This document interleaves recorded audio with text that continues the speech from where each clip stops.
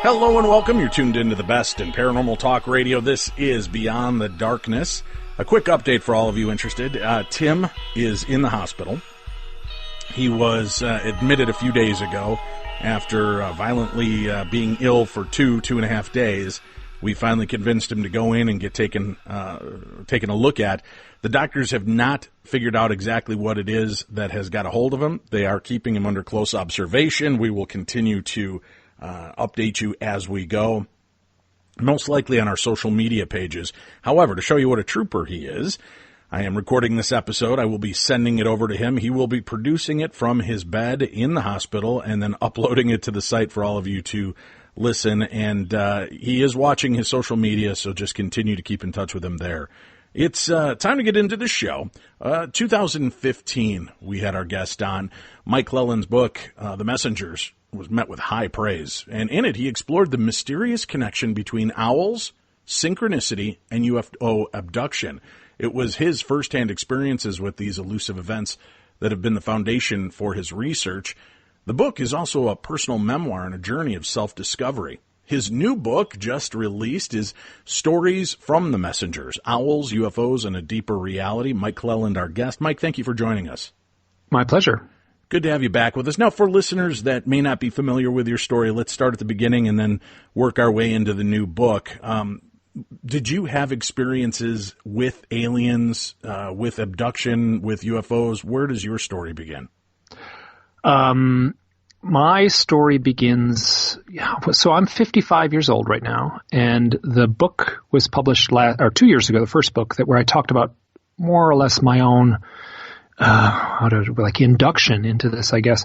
So in 2006, I was wrestling with the knowledge that I had these events in my life that certainly seemed to imply UFO contact. I would have been 44 or something at the time, 45, and 44, I guess. And then I knew I was going to have to look into this, and I was doing everything I could. I didn't want to do it. I kind of would dance around it. I denied it, and it was sort of like like the tea kettle when it starts to simmer. Just before it starts to simmer, oh, my cat is meowing here. She wants attention. Sorry, you might hear her in the background. And the issues around that were my own denial in a way. And hold it, I'm going to put her right in my lap. Come here. Come on. Oops, sorry. I apologize for that. Now, Mike, are you sure it's really a cat?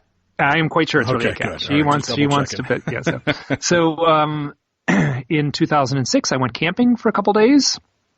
2 nights, actually, but on different nights. Okay, so 2 separate camping events, 4 days apart, each one night out. I was living near Grand Teton National Park. It was autumn. It was beautiful. I went with a friend, and as the sun set on that first camping trip, an owl flew over us, and then a second owl, and then a third owl. And we just sat there under the stars and watched these owls. And they literally, as we went to bed, we didn't take a shelter, just a beautiful autumn night, clear skies. We just slept out under the stars way high in the mountains of the Tetons. And these owls would fly right above us and right across our faces and block out the stars for just 1 second. And we got back, and we was walking out of the mountains. We were like, that was so cool. All those owls, that was so cool. And then 4 days later, we went out camping for one more little single night trip. And this time it was a little colder. And we said, it's getting chilly. Before we climb into the tent, let's walk up to the top of that hill, and we'll warm up and watch the sunset, and then we can turn around and walk back and get into the tent, and we'll be a little warmer because it was just kind of windy and chilly. So we did that. We walked up to this hill and generated a little body heat, and we got to the top of this hill, and we got to the top of the hill. The sun was setting, and an owl flew by us, and a second owl, and then a third owl. And this time these owls were right next to us. They were landing right next to us. They were landing on the branches right beside us. They were swooping down low right above us. Whatever was going on, it had kind of gotten more intense this second time. I didn't say this. I didn't dare mention this at the time. I'm saying it now.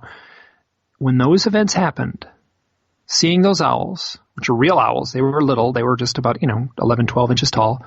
me and my friends saw those owls, the voice in my head said, "This has something to do with the UFOs." And it was palpable, that voice in my head. This has something to do with UFOs. I was looking at owls, and I was being told this has something to do with UFOs. And at that point, it was like I kind of went a little crazy, I think. And I'm not saying that in jest. I mean, I feel like I got so obsessed. To have it happen once was pretty cool. To have it happen twice was absolutely, pushed me off the cliff in a way. I was looking up animal totems and owls and reading books on owls. And one of the things I was doing is I started looking into my UFO experiences, the stuff I wanted to deny. I had missing time. I had seen close-up UFOs. When I was 30 years old, I woke up in the middle of the night and saw 5 gray, skinny aliens outside my window, very close to the window, backlit by a bright light. And I managed to just kind of say, well, it was that event. It was wintertime. They were walking towards the house, it seemed. And I heard a voice in my head say, "Now is the time to put your head on the pillow and shut down." And that's exactly what I did. And I managed to deny all of that. I pushed it. I just wasn't going to deal with it until those owls. And at that point, I kind of started like an internal journey, like an inward journey, trying to figure out my own experiences. But what I was doing along the way was asking everyone, have you ever had any odd experiences with owls? And that question, it wasn't 100%, but it was enough that there's a very clear pattern and a very strange pattern of owls showing up in the lives of people who have had UFO contact experiences. It kind of blew my mind. Other people had noted it, Whitley Strieber in particular, and it shows up kind of peripherally and gets mentioned in books and stuff. But I just threw myself into it, and I eventually, it turned into a great big fat book, and that book was published 2 years ago now. And there was so much in that book that there was a little bit left over, and then a whole bunch more stuff landed in my lap, and it turned into an almost as fat second book. The second book is just slightly shorter. Let me ask you this then. You said that you heard this voice in your head. Now, we all have that voice in our head. Was it your voice, your internal monologue, or was this something different? Yes, it felt like my internal monologue. But I will say it was very forceful. Like it was no joke. Like it was a force, so it didn't sound like a robotic alien sort of projecting into my brain. That's not what it sounded like. But it was a voice. Was this your consciousness clicking the last piece of the Rubik's Cube into place and it came together then, do you believe? Or do you believe they were coming through in a message? Probably a little of both. Yeah, probably a combination of both. Yeah, and that's just my sense. I'm just intuiting that. I don't have a good answer. I simply can't know. But that feels okay. So earlier I said the teapot was boiling, right? Mm-hmm. So all these events, it felt like the teapot was boiling. When you're in the kitchen and you know the teapot's ready to boil, you get the cup ready, right? And that's, I think, what was happening. I think whatever was going on in the grand, chessboard of reality, all the pieces had lined up for me to take that next step, which was to look into my own experiences. And once you've kind of cracked the shell on that and it starts to seep through, the tea is at full whistle now, and you're opening yourself up to this, how quickly do memories and things start coming back to you? Is it pretty steadily? Was it like the dam broke, or was it a trickle effect still? Well, I think it was the dam definitely broke, but the memories didn't necessarily come back. I pursued hypnosis. Bud Hopkins was still alive. I worked with him for a couple of years. Not much came up.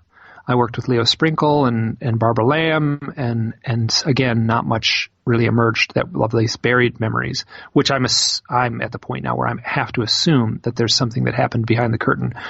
What I did do was start a blog. And in a very public forum, went through and tried to document my own experiences. And what happened was I made a timeline. Okay, and I filled it out, and I was very formal, right? Because I was going to put it online. I was very formal about it. I wanted it to be, I had to spell check, and the punctuation had to be right. And when I got up to about 50 experiences, Some of them were just synchronicities that felt profound. They didn't all have to do with UFOs. But when I got up to about 50 strange experiences, that's when I knew. That's in essence when the dam burst. I mean, the dam had, the flood. That's when it really hit me, when I reread my own timeline that I had written. And the idea that these owls were there, are these owls representations of beings, or do you believe that your mind is cloaking your memory of what you were actually experiencing and giving you a false memory that would be easier for you to accept? That's the perfect question. I don't have the perfect answer. The owls that I saw camping, I am 100% absolutely sure those were real owls. After that event, I saw owls everywhere. I was seeing owls everywhere. I was riding my bike and seeing owls. I could not see owls. They were on lunchboxes. They were everywhere, the owls I was seeing in the mountains and stuff like that. I actually talked to an owl biologist and sort of explained what was going on, and he gave me this look like I was the nutty, relative at the family dinner, so he was kind of moving away from me a little bit, like I was making him uncomfortable. So in the literature, there is certainly the screen memory aspect where it feels like there's a projection. The observer is seeing something. They say, oh, that's an owl. And there might be something unusual about that owl. The owl might be very large. And it might turn out, for instance, someone's driving home at night, late at night. They see a 4-foot tall owl in the road. They pull right up to it. The owl can look across the roof of their car and stare them in the eyes. And eventually when they get home, they're like, why am I 2 hours late? Perhaps they'll go through hypnotic regression and the hypnotherapist will say, describe that owl. And they'll say, well, it's bald and has big black eyes and skinny and is wearing a shiny spacesuit. So the implication is that being had a psychic projection. They were capable of deceiving the observer into seeing something that wasn't there. Why an owl? I'm not sure. But the owls that I saw in that night camping and in the years that followed, I feel were real owls. And this is where the mystery seems so much richer, that real owls seem to be showing up in the moments surrounding UFO contact. And I don't understand why. Let's not say in the moments surrounding UFO contact, but at prescient moments in the lives of someone who's had UFO experiences. That's a better way to say it. It certainly, once you get past possibly the idea of it being a screen memory, then it starts to dictate the idea of, are these drones?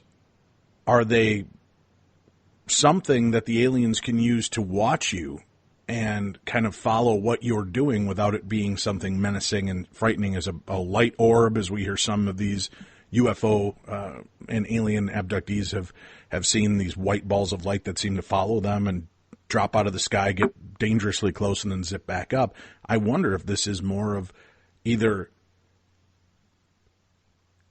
like a mechanical creature that they're using to analyze us, or are they using the consciousness of the owls? Are they able to connect with the consciousness like they connected with you to lay witness to who you are and what you're doing?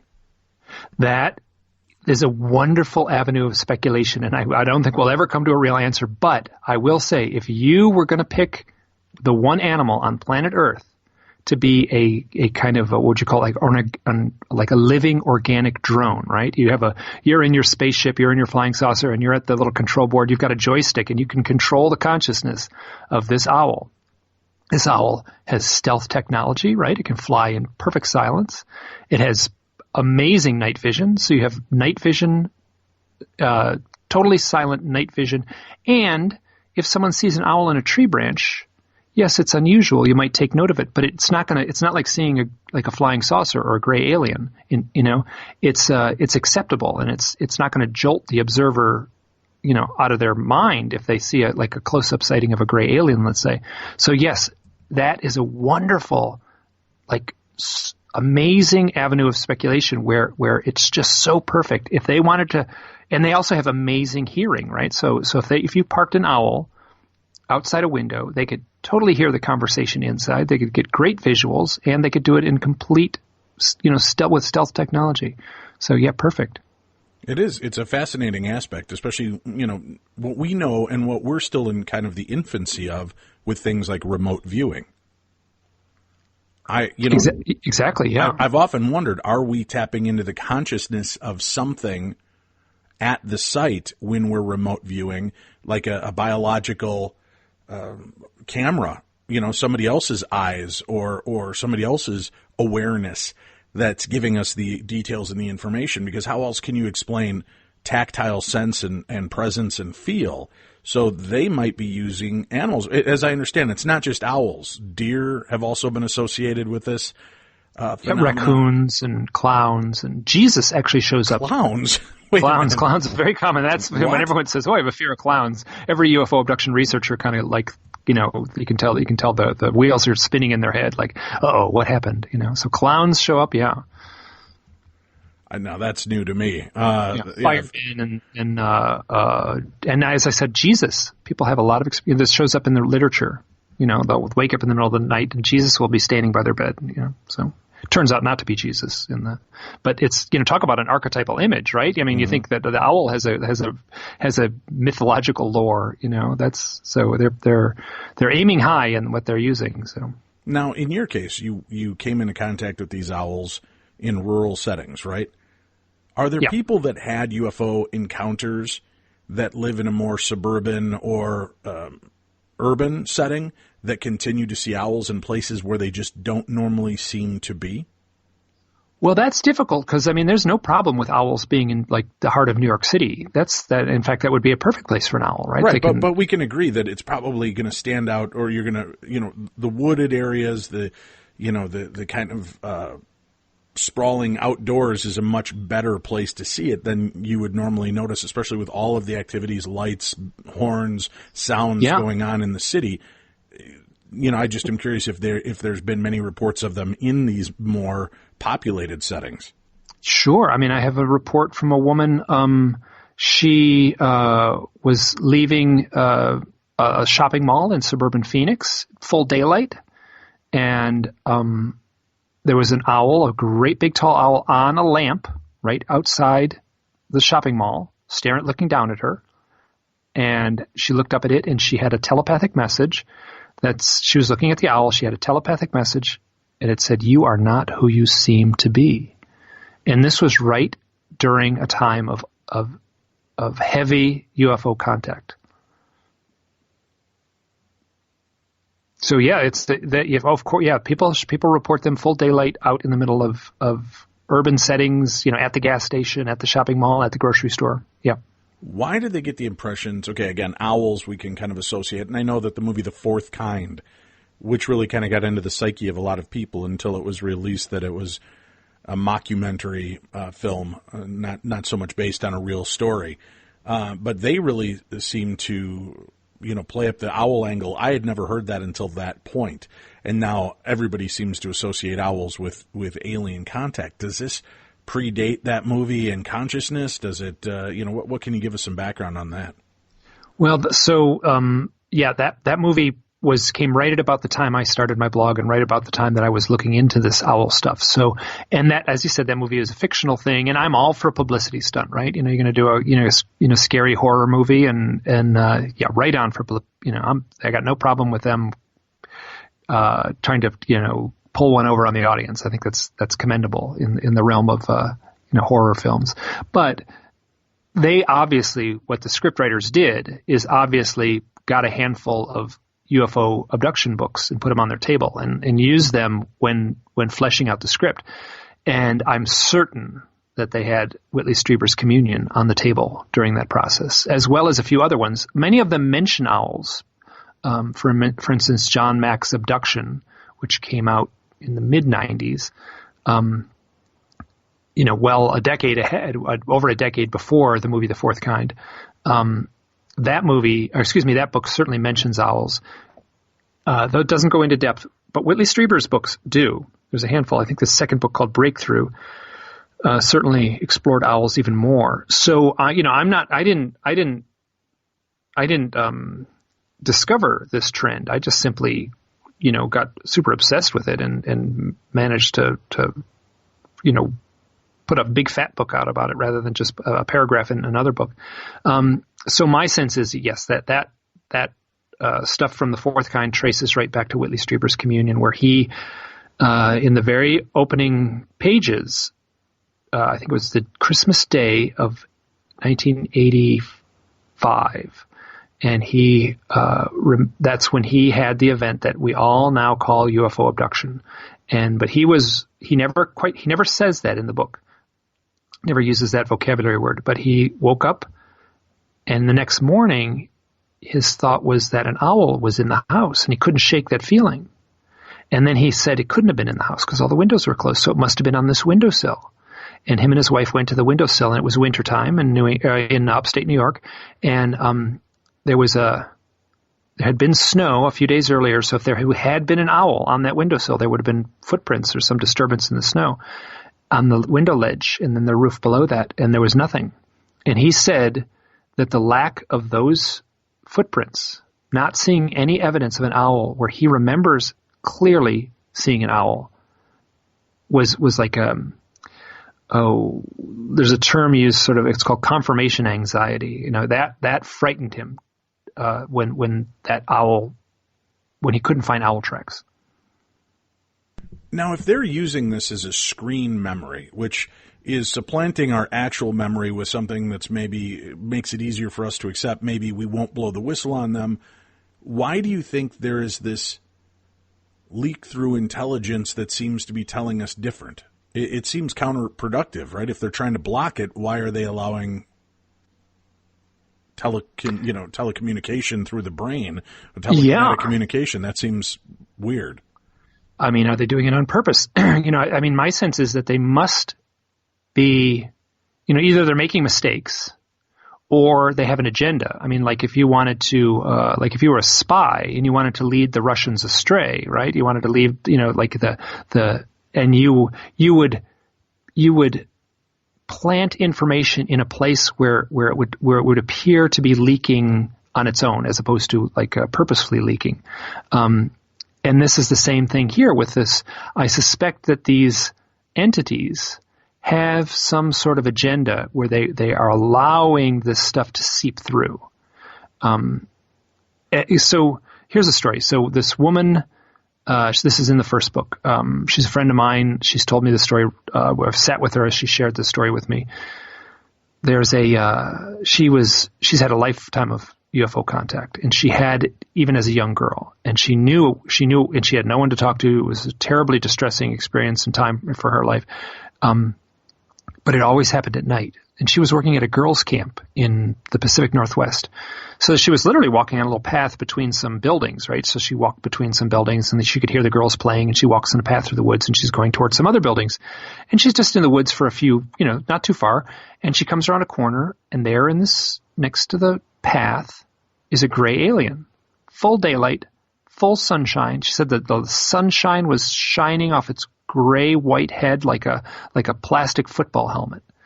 And she looked at it, and it looked at her, and she felt this almost like telepathic expression of panic, like it got caught. And it went owl, owl, owl, owl, owl, owl. And the next thing she knows, she's looking at this 4-foot-tall owl. And she knew it wasn't an owl. She watched it change right in front of her eyes. And this big owl turns around and runs into the woods. And so what do you make of that? I mean, did they make a mistake? Was that staged? I don't have an answer for what might have happened. My sense is it was they messed up somehow, and that was discovered.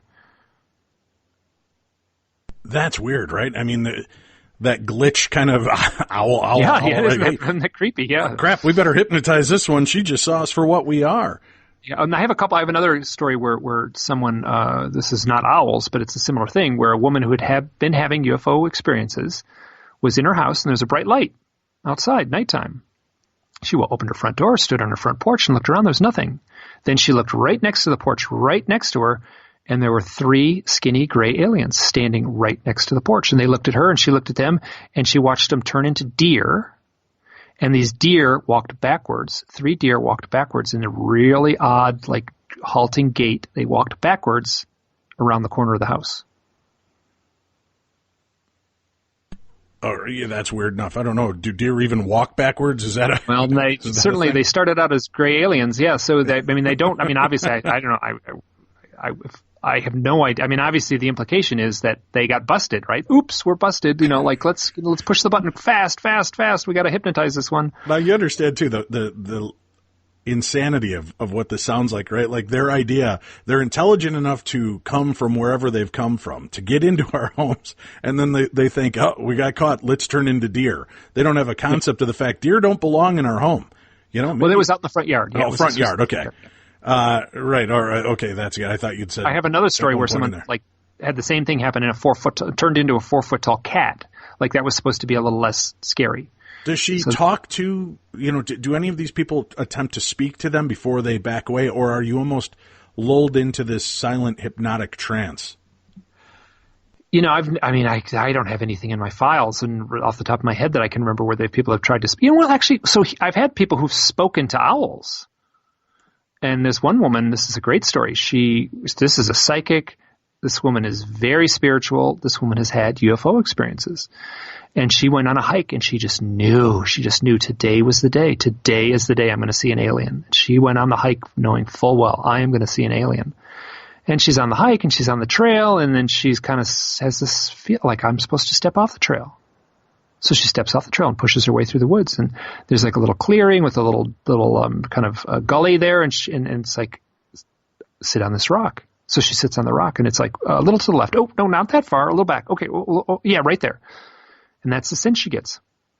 And she's sitting there. And then she realizes the way she's facing, the gully dips down and then rises back on the opposite side from her. So right at eye level, through like a little tunnel in the branches and the leaves, she is staring and has locked eyes with a great horned owl, singular, one owl. And her first thought was, because she had been sort of immersed in this research of like the ancient fairy lore. And she said, "Are you a fairy or are you an alien?" She said that in her mind. And the answer came back, "Why can't I be both? You're both." Which is a great answer. And then this like dialogue continued, and it just, when you talk to her, that it sort of spiraled into this otherworldly kind of dreamlike experience. I did ask her, like, you weren't like taking any drugs or anything. You didn't that day when she's like, nope. And I had to ask, and right. But yeah, so yeah, there can be communication with the owl the same way that there would be with an alien. Yeah. And that took place telepathically, as it did in the parking lot in Phoenix when the woman was told, "You are not what you seem to be." All right. Now, you hear some incredible stories. People share these things with you. Are there ever any stories that are told to you that don't ring true? I mean, because I'm curious what that line is that makes you say, oh, yeah, of course you spoke to 3 magical reindeer that backed out of your yard. But your story about the talking goldfish sounds too crazy. I'm just curious where that line sure. comes, Yeah, right? I've got a crazy line. There's a crazy line, and sometimes things come through and they're on the other side of the crazy line. But what I do is I keep I file it away, I make a note of it, and what happens is if I get 2 or 3 stories that match, and they don't match exactly, obviously, but they match close enough in mood and stuff like that, that I can say, ooh, now there's a pattern. And I can take this a little more seriously. So yeah, so there are things that are on my desk and on my computer that are a little like, I feel like I'm so open-minded at this point. I'll listen to a lot, but I'm cautious. You know what? The way I phrase this is, I take people's experiences very seriously, right? I listen so closely. Someone says, "Here's my experience," and they tell me what happened to them. I pay close attention, and then oftentimes that's mixed in with, "This is what I believe," and like the owl spirit is from the Pleiades, or they'll start saying things like that. I can't prove any of that. They can certainly say that to me, but I trust the experience more than the belief, if that makes sense. No, I get that. I get the understanding of where you're coming at from that. When you're talking to all of these different people and they've got these similar stories, whether it's deer, owls, frogs, whatever. And let me ask you about that. Frogmen have you had many encounters told to you? We've collected some very strange stories over the years, Mike, of these 4 foot, 3.5, 4 foot tall frogmen that seem to stand outside of kids' rooms, or sometimes adults' areas. But it seems to be more centrally located around children. And I'm wondering if you've come across that and what your thoughts are. Never the frogs. No. It's funny. It's like that. Yeah. So I haven't no frog stories. I'm thinking. I'm trying to race through my my data processor here in my own brain, but I'm coming up with a blank. No. We'll put up a link to Mike's website. I know there are many of you out there that have had those experiences. Reach out. I'm sure there's a third book that'll be on the horizon not too far away, but it's been intriguing to me, and some of the people I've met in person, I found an interesting aspect of this. These frog-like creatures will stand guardian in some cases, like between the child and another location. And in a lot of the cases, it's been really strange. The kids will hear fighting, parents going at it, something happening in the other room, and this frog kind of stands in between them and that other room. And sometimes they'll get out of bed and start to approach, and the frog will turn to them and say, "Get back in bed," or "Lay down." And, it barks at them. They go back and do it. And I've often wondered, is this thing trying to keep the kids from seeing or witnessing this traumatic experience? Or are they agitating the area, feeding off of that energy and being seen? I'm not sure, but it's been a really interesting aspect of this. It sounded lunatic to me when we first heard it, but now more and more people have come forward with these similar situations, and that's compelling to me. That's when you see the pattern. It is. You have to pay attention. Yeah. When you're collecting this data and talking to people, and they're coming up, do you find that there are almost like a radar beacon you've set off? Do people that you're not even talking about this, maybe you're just at the grocery store, they feel compelled to come speak to you or tell you about something that they've seen? Well, less so that, but what happens often is I'll meet folks. This is very common, like I'll meet someone and they're like, "Oh my gosh, you've had a UFO experience. Let me tell you, I want to hear your UFO experience." And then they'll describe their UFO experience. They'll find out that I've written a book on it, and I'll say, "Oh, well, you've written a book on UFOs. Well, I had a UFO sighting. It was like this. It was close up," and they'll go on and on. And then I'll say, "Okay, here's my next question. Have you ever had any odd owl experiences?" And they'll say, "Well, I've never seen an owl before, except last night." And so that I take very seriously too, where it feels like they're somehow the chess masters of reality, placed that owl experience, 12 hours earlier before we meet. Oh, do you think that's their sign to you, or is that the sign to the person that they are special in nature, or that there's something about their story they're trying to make sure you know? I don't know, perhaps a little of both. At this point, I don't need anyone to tell me any more owl stories to know that it's real, that there's some, I love collecting them, but, I'm convinced, I don't need to be, they don't have to convince me. That's already happened. They, meaning, the players behind the curtain, that are manipulating reality in some mysterious way. I'm at the point now where I'm fully aware that something's going on. So perhaps it's a little of both. It's for that person to sort of go, "Oh my, that was unusual that I saw an owl just before, talking to you about this owl book." Yeah. So, and another thing that happens very commonly is I'll talk to someone. In fact, a host of a podcast, the Veritas is the name of the podcast, and the host is Mel Fabregas, and he, after we finished, and he has a little studio outside his house at his office, and he finished up and closed up the studio and walked out the door and went to go to his car. And so the walk between the studio and his car, an owl flew right over his head and swooped down almost so he could touch it. And that's the only time he's ever seen an owl, right after completing our interview. Well, now I have something to watch for. Yeah, don't be surprised. Yeah, be careful what No, I don't think I'm open to the idea. I'd love to have that kind of communication, and then see if we can telepathically or even phonetically speak to one another and see what's going on with this. What is? You said that you reached out to look for totems and animal insights. What were you finding regarding the owl through history? Was there anything that stood out to you and made you look at, wow, this is interesting that they've always perceived it this way, or that, it has changed through time? Is there anything that's specific to that stands out to you? Yeah, so there's two threads to the owl mythology, two deep threads. There's all kinds of peripheral things, but owls are symbolic of wisdom and symbolic of death. And wisdom comes from Athena, the Greek goddess of wisdom, and she had a companion, little owl, as did Minerva, her Roman counterpart, centuries later. Now,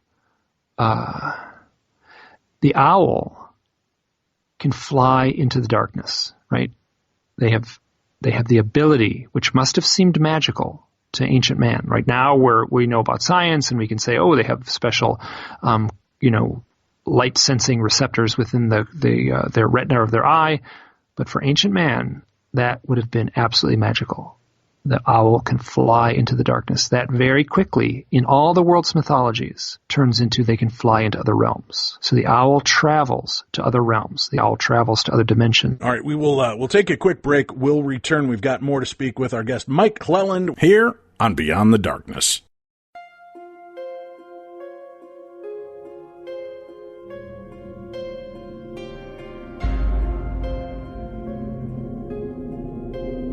Beyond the Darkness.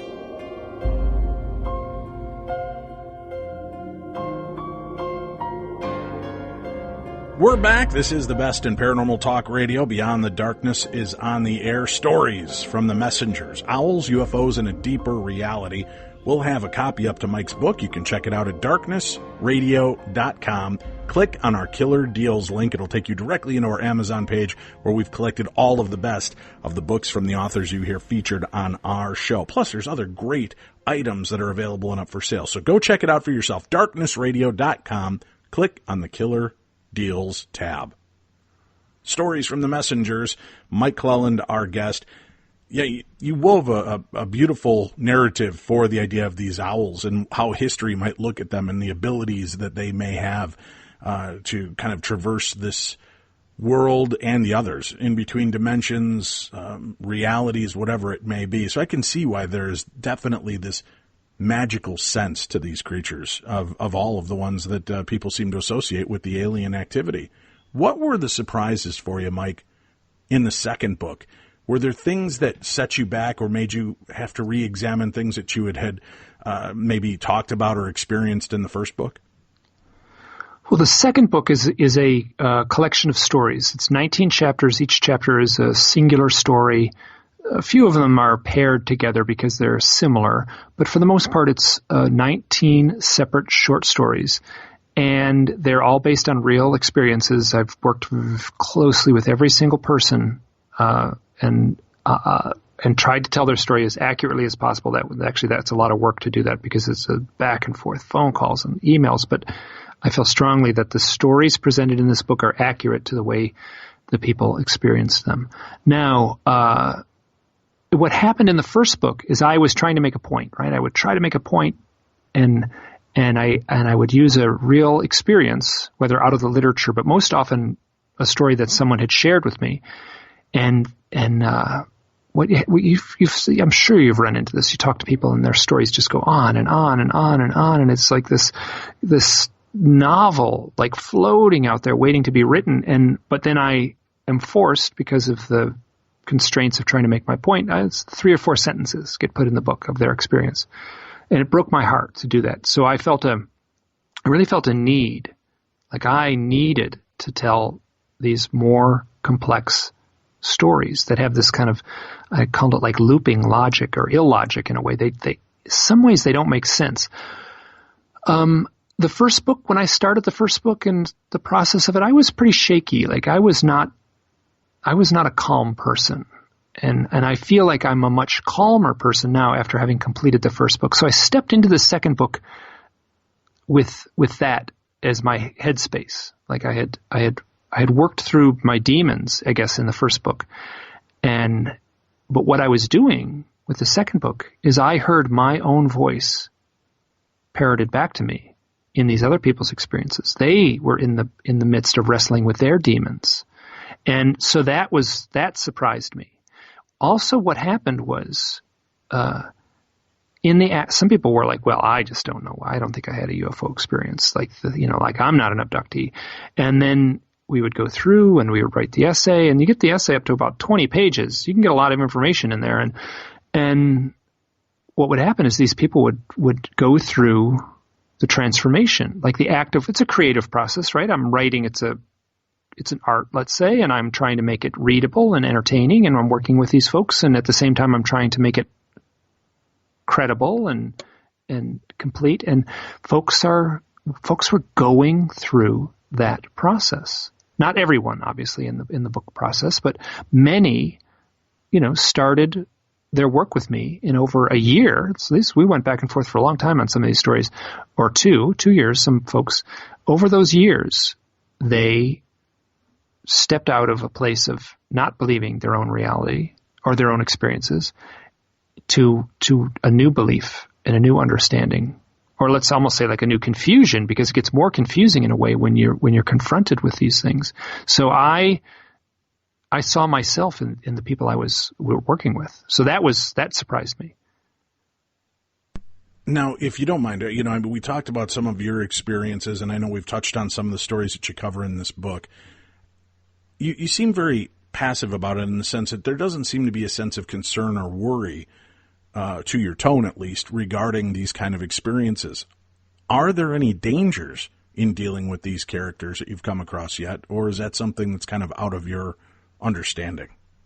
Well, from what I've found in my research, like an owl, there's plenty of stories like, oh, I heard an owl hooting, and then, I got a phone call later that my mom had died. That shows up. So that's a part of the mythology. I think that happened to ancient man. It's happening now.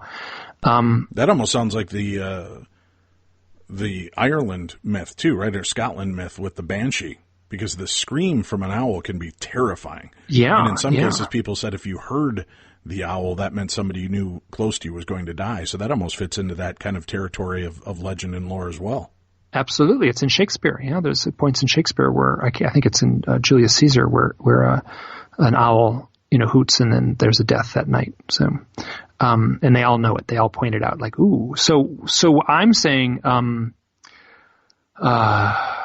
my experiences from this, I did not set out to write a kind of, I don't want to say optimistic. That's the wrong word. I mean, there's this kind of love and light aspect within the UFO community, right? There's on one end of there's people with, flowy linen dresses and turquoise earrings, telling about their space angels that come to visit. On the other side, there's people who are saying that there's these evil doctors that take them onto tables and do medical exams. I tried to stay as agnostic and unattached to the results as I possibly could. But what emerged was a surprisingly positive, uplifting book, which I didn't expect. So, I've heard stories, and they're out there in the literature, dark, frightening stories. There's been stories of human mutilation that goes on and on and on. There's some scary stuff. The cattle mutilation, the people getting sick and dying from diseases after contact with these beings. That I'm not finding that in these stories. In the owl research that I'm doing. I am not an objective researcher. I'm completely subjective. I'm looking at owls, and only owls. I'm not straying very far from that path. So I'm not getting a wide picture of the bigger thing in my research. I certainly anecdotally am, just because I'm friends with so many folks and read so much on the subject. But the tone of my research is surprisingly peaceful. Now, I will say that the owl is not a light totem, right? So if you see an owl in a highly charged moment, it's a challenging totem. Like it is not a light, fluffy totem. It is saying you are in for some hard work is one of the messages, I would say.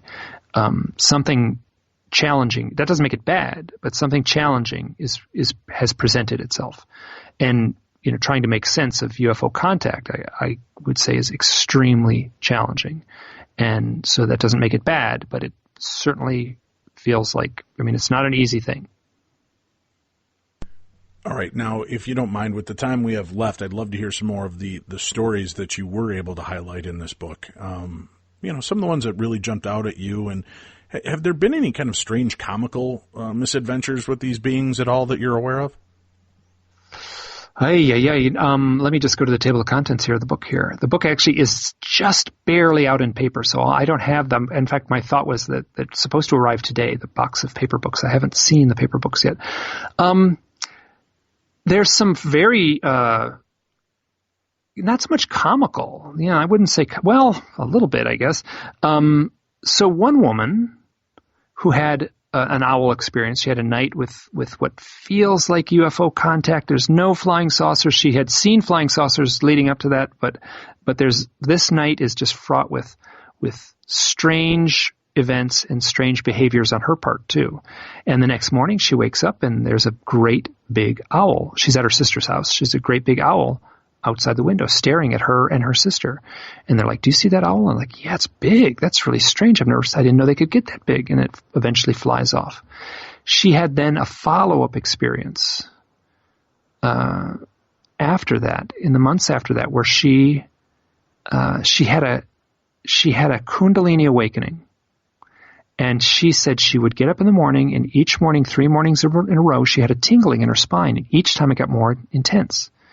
This kind of vibration, tingly, electric feeling up her spine. Finally, on the third day, she sat up in bed. The tingling got so strong, she said it was like a fountain shooting out of the top of her skull, like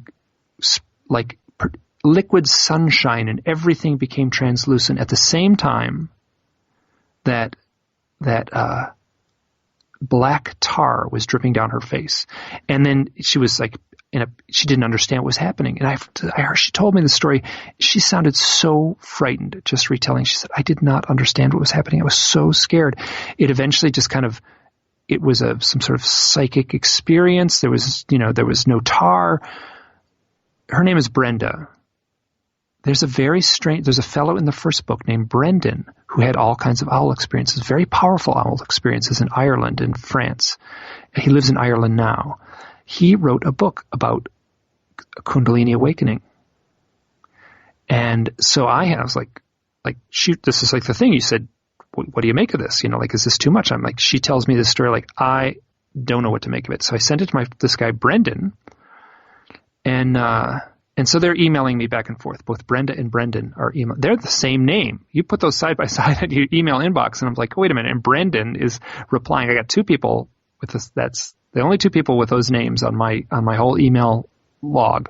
And Brendan read her account and what happened afterwards, and said, oh yeah, that is the real thing. Don't you doubt her. That is a powerful spiritual experience. So she has this experience.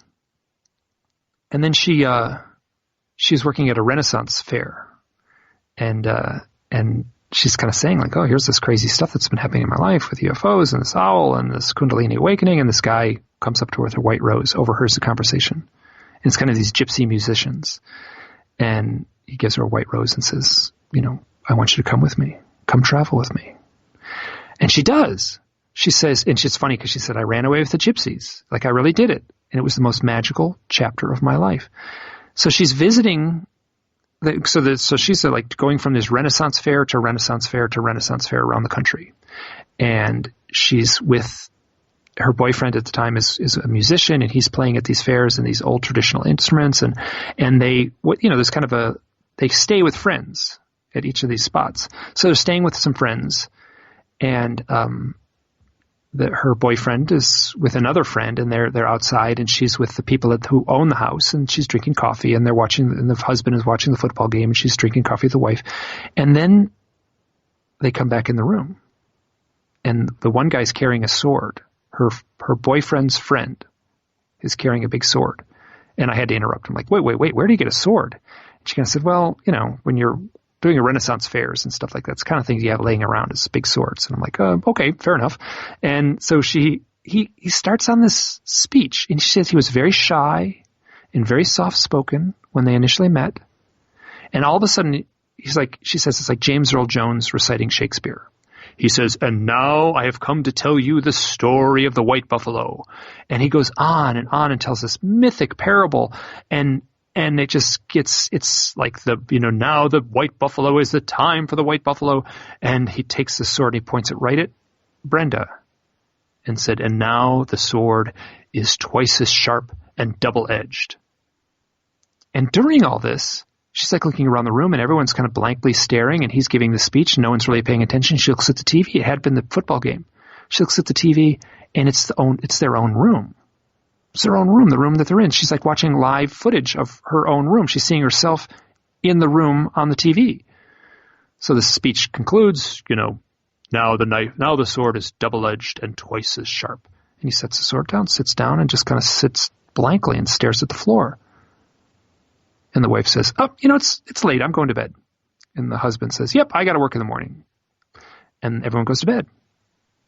And the next day, she's with her boyfriend and the fellow who had the sword, and they're playing video games. And she's like, what happened last night? What happened last night? What's all this stuff about the white buffalo? And they're like, what are you talking about? I have no idea what you're talking about. And then they're getting annoyed. She's getting annoyed. And finally, she just drops it. And there's a knock at the door. And it's like Jehovah's Witnesses. They're like, hello, can we come in? And they're like, well, actually, this isn't our house, so we can't really let you in. We're just visiting here. And they try to and then they eventually say, the real reason we're here is we saw a UFO hovering above your house last night, and we wanted to ask you about it. And the boyfriend slams the door in their face.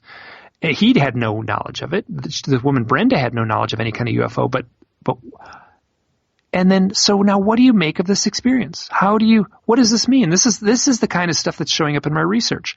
These incredibly bizarre stories like this that don't seem to have any meaning at all.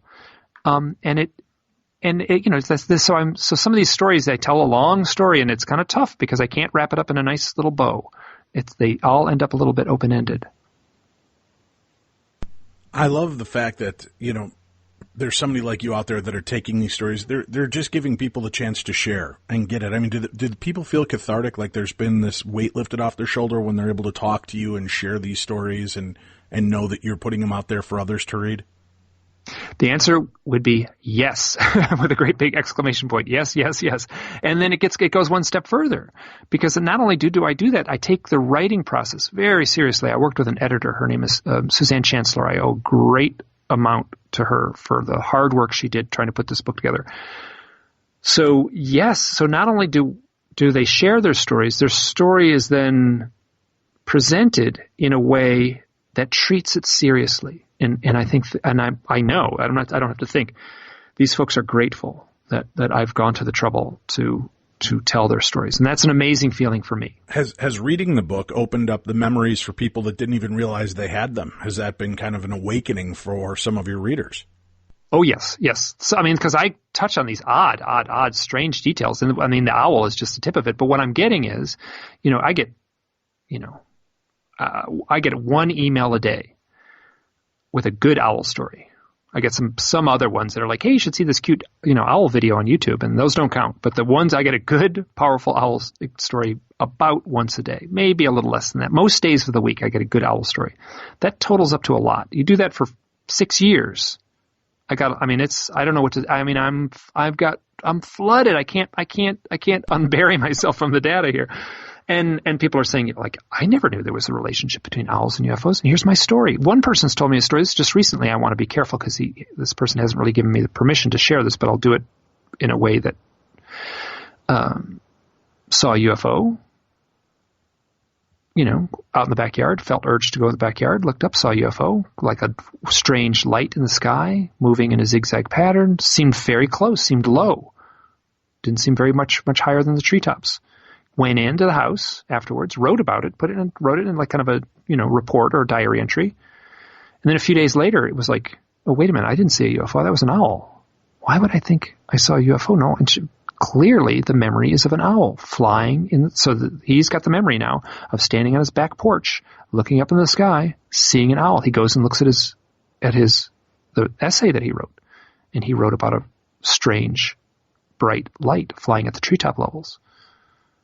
What's going on? What happened? So that person contacts me. They say, Right. I did not know there was a connection between UFOs and owls. We got to talk. And I get that several times a week, a message like that. Are people having encounters with these beings taking many shapes? Like one week they will be seeing them as owls, one week as deer. Do they ever see them simultaneously as though there are deer and owl, almost perhaps like there are two different species of alien that they may be contacting? You know, I'm kind of loosened my hold on what this might mean. You know, like I'm much more into the mythic weirdness of it. There's one woman who's had a lot of very cautious. This is the thing. She's very cautious to have to call someone a UFO abductee. But I can dance around the issue, and I can say she tells stories very much like the kind of stories a UFO abductee would tell. And she drew a picture. She's an artist. She just draws these sketches. She puts them on Facebook, and there's this picture. She says, you know what happened? And I've got a couple of these where people see an owl and a deer together in the woods. Right? I mean, so it's pretty rare to see an owl. It's not so rare. People see deer on and off occasionally, but to see a deer and owl together, that's like, if I was a shaman, right? If someone came to me and I was living in my little teepee at the edge of the village, it was 400 years ago in North Dakota or something, and my tribesmen came into my shaman hut, my shaman teepee, and said, I saw an owl and a deer together. I would be thinking, big medicine there. I don't know quite what to make of it. Like, I'm not a shaman. I can't know what the meaning is, but these stories are powerful to me. And so, yes, a person with UFO experiences sees a deer and an owl together in her yard. Well, what do you make of that? I don't know. I mean, she described them. She drew them. They look as owls as owl size. The deer doesn't, she describes them absolutely as real animals. Is there any cautionary tales, or maybe that's not the right term, have there been any warnings from people to you regarding opening this kind of door up? Trying to experience and share that this could make you more vulnerable to their presence. I have heard a couple stories like that. Yeah, there's one fellow who told a story. It's in the first book, and he. So some people have had dark experiences, and I put those in the book too. And this is one of the fellows that had a dark experience. So he's at his desk. He's listening, or he's watching a YouTube video of me give a lecture in the UK on exactly the subject we're talking about UFOs, owls, and synchronicity. And as he's watching this, it's early in the morning, he got up early to do some work, and the sun is just rising. He lives in the far north, it's wintertime. And he looks out his window, and there's behind the trees is a glowing, bright red ship that is made of two giant, bright red lights. It doesn't take much to say they look like big, giant eyes staring in at him. So there's a big ship just on the other side of the tree in his yard as he's listening, as he's watching my video. So this fellow has had some dark experiences, and I'm cautious to know what it might mean. I think that, and I've also talked to people who dabble in ceremonial magic, and they treat the owl very seriously as a totem. And there's folks who have had UFO contact who also deal in ceremonial magic. And for me, I don't know. I don't want to go there. That's not for me. My plate is full right now. I don't need to add more strangeness to my life at this point. All right. But you're still opening up to this. Now, have many of the experiencers shared kind of an openness or a predilection to other aspects of the paranormal making themselves known in their lives, whether it be ghost or cryptid beings? Oh, yeah. Oh, lots of psychics, lots of people doing, psychic work. There's a woman here. A woman in one of the stories, her name is Laura, and Laura was planning to go back to college and get her master's degree in English literature. And she had a corporate job, and she kept on hearing this voice that said, you need to do psychic healing. You need to do psychic healing.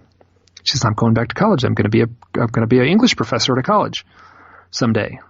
And so she got up one morning in a hotel room. She was traveling for her corporate job, and this voice said, you are going to get in a traffic accident today. She said, what am I supposed to do? To call my boss and say I got a psychic warning from some voice in my head? So she driving around that day, boom, gets in a traffic accident, gets a serious traumatic brain injury. It's so bad that she can't read anymore. So here she is about to step in to be an English literature professor. She can't read.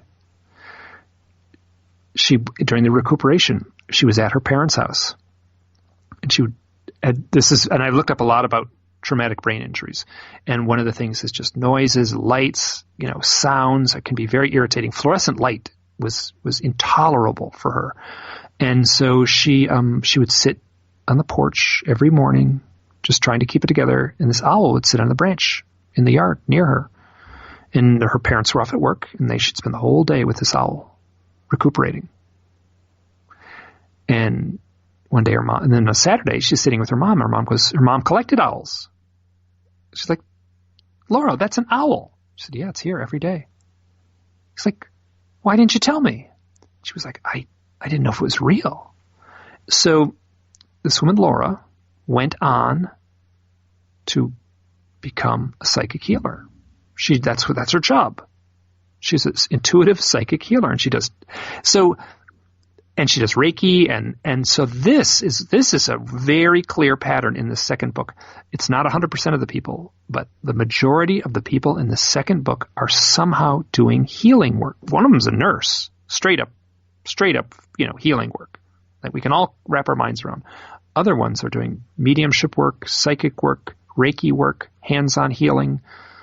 It's very, very interesting. Shamans. There's a shaman in one of the stories. So here's this woman doing, and I'm going to say, so the shamanistic aspect is all over the second book, and it's in the first book too, and it is just dripping in the second book. But how, what do you make of that? Here's a woman told she's going to be a psychic healer. She said, nope, I'm not going to do it. I'm going to be an English professor. Boom. Can't read anymore. She eventually regained her ability to read, but it took years. And now she's doing exactly the work she was told she would be doing, with an owl sitting at her bedside during her recuperation. Yeah, that's pretty remarkable, right? Like when the fates have spoken and they know that this is your calling, it's there's no dodging that bullet. It appears. It appears, yeah, it appears so, yeah. What do you think is the catalyst to open up this healing ability? Do you believe that was always a part of them, or was it this interaction that caused the healing ability to come forward? Isn't that the question? Huh? Yeah, I don't know. Oh, I would have to say, like, a little of both, right? And I've gotten very comfortable with, like, saying that, well, someone asked me, is it this or is it that? And I'm like, it's probably both. I mean, and I don't have an answer. Yes. So is the owl the totem of the healing process? I don't know. It certainly seems to be, if you take these 19 stories collectively and look at it, there's a chapter called Owls and Healing, and there's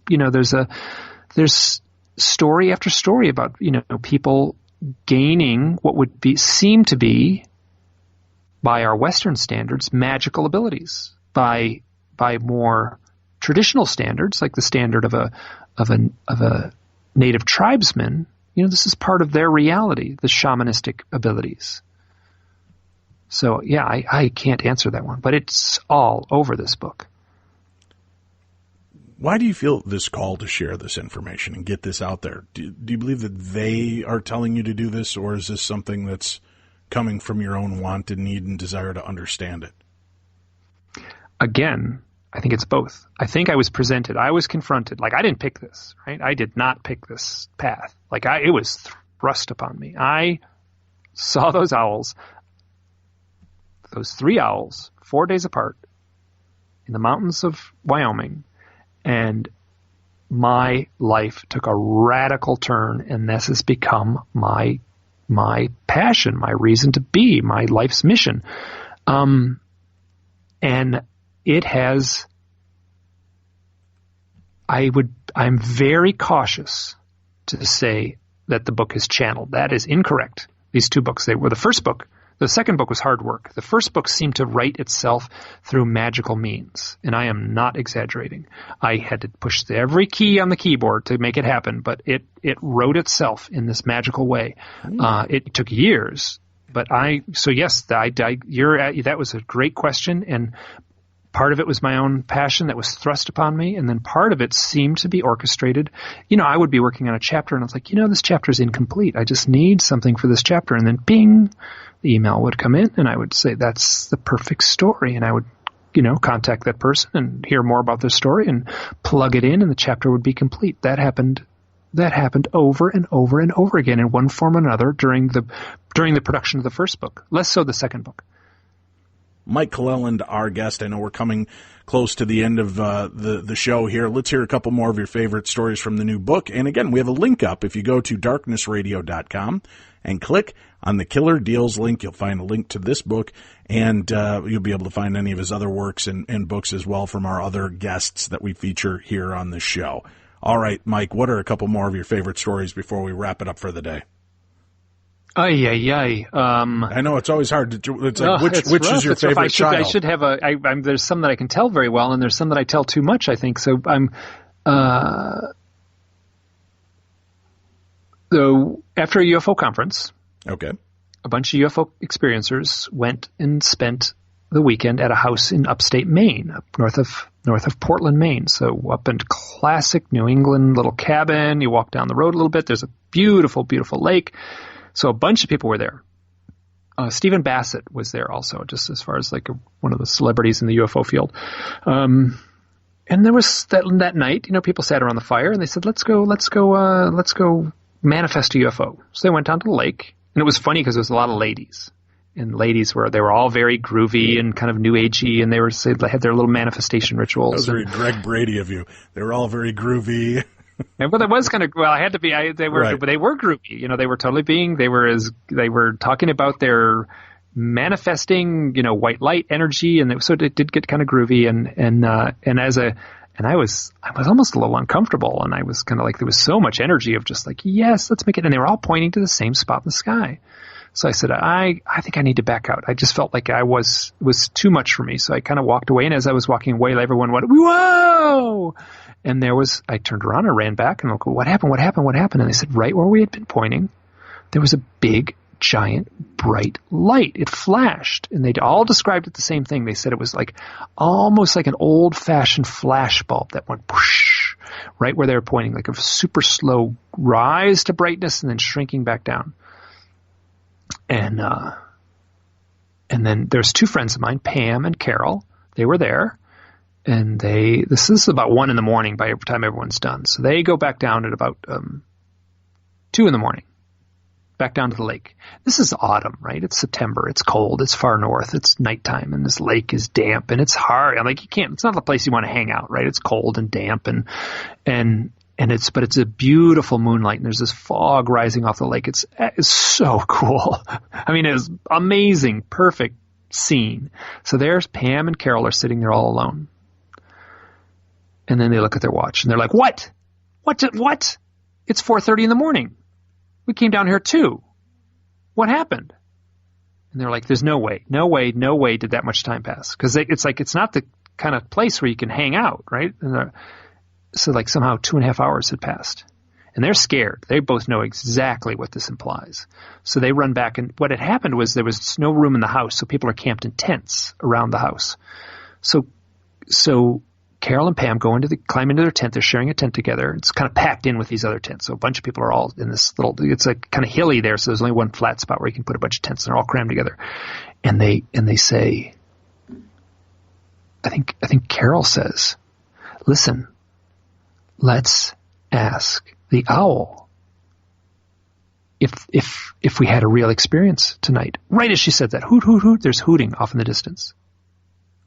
And they're like, ah! And then a moment later, it's louder. Hoot, hoot, hoot. It's like in the tree right next to him.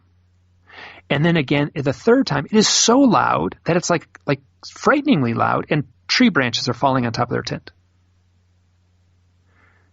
And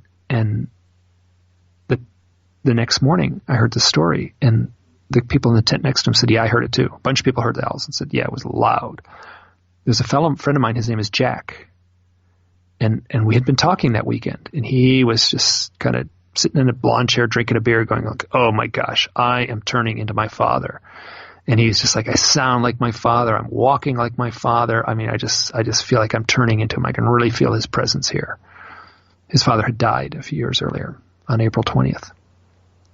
So the owl, when Jack was in the tent right next to the boom, boom, boom, the branches are landing on the tents. He wakes up, loud booming owl noise. And I played some recordings, and it works out as a barred owl, B-A-R-R-E-D, barred owl. That is the loudest North American owl, really loud call. And he picked up his phone when he heard this, and he looked at his phone. It was 4:20 in the morning. And he knew right away, instantly. My father died on April 20th. So here we have the tent next to him, two people, missing time, UFO experiencers. They ask a question. Let's ask the owl if we had a real experience tonight. Boom, they get an answer. A message is delivered. Right next to him is Jack. Jack's also an experiencer. Same owl, same crashing branches. He gets an entirely different message. He gets a confirmation. He feels totally that this was a confirmation that his father was around. This 420, the number on his phone, the day his father died. So here we have both mythologies, delivering the message and the totem of death. Side by side, one owl, two separate tents. That's unbelievable. Wow. And that's one of the lighter stories in the book, I have to say. That one is actually easy to tell because the other ones are so complicated to tell. You got to go down the road and you got to fill in all the details or nothing makes sense. So, and nothing makes sense anyway. But yes, that's one that you can tell, and then it sort of has a beginning, middle, and end. Some of the other stories are so, I don't want to say convoluted because it makes it sound like it's mushy or something like that, but that present themselves as like Zen koans or something, these riddles that can't be answered. All right, answer me this. What are your thoughts about manifesting UFOs? We're hearing more and more about that. Do you think, personally, that that's a good plan, or is that something people should stay away from? Well, some people say, what are you shining those flashlights up in the air for? Don't do that. My answer is yes. I think the power of intention is extremely real. And I think that often, so one of the questions I ask people, what were you doing right before you saw the UFO? What were your thoughts right before you saw the UFO? That's a question I ask people. How did your life change after? What were your thoughts? You know what I get a lot? People say, you know what I was thinking right before I saw the UFO? I was thinking, I really want to see a UFO. So, yes, I'm convinced that you can manifest. I don't think you need Stephen Greer and to sign a disclosure document and pay money to have it happen. I think you could make it happen on your own. I think you have to be genuine in your request, I guess, or in your attempts to manifest these things. But it can happen. I can also, I've heard so many stories of people walking in the woods, talking about eerie, spooky things, and then moments later, they see an owl. What are they manifesting? The owl shows up. They'll actually. I've had many people say, I ain't gonna believe this until I hear an owl hooting. Boom, an owl hoots at that moment. And at this point, I am treating owls, UFOs, they are the same thing to me. They got just as much power. Someone sees an owl, it is just as powerful to me as if they, talk about a metal spaceship hovering above their yard. Same thing to me. In fact, what happened is during the writing of both these books, I typed the word, both owl and UFO, right? 3 letters. I mixed them up so many times. I wanted to type owl and I type UFO. I got it mixed up over and over and over again. So for me, they're blurring completely, and I don't try to separate the two. I don't try to separate the power of the two. Well, the book is out and available, and we have, again, a link for it, so you can go check it out for yourself. Stories from the Messengers, Owls, UFOs, and a Deeper Reality. Mike Clelland, our guest. Mike, thank you so much for joining us today. Great. This was a wonderful interview. Thank you so much. Love spending time with you. We'll talk to you again, I'm sure, when the 3rd book in the series comes out, or if you leap into different topics, please reach out to us as well. And remember, go check out darknessradio.com. Click on our Killer Deals link, and you'll be able to find all of the great books that we feature on this show. With luck, in Tim's health, we will be back tomorrow, Friday, with a brand new edition of the best in paranormal talk radio. This is Beyond the Darkness.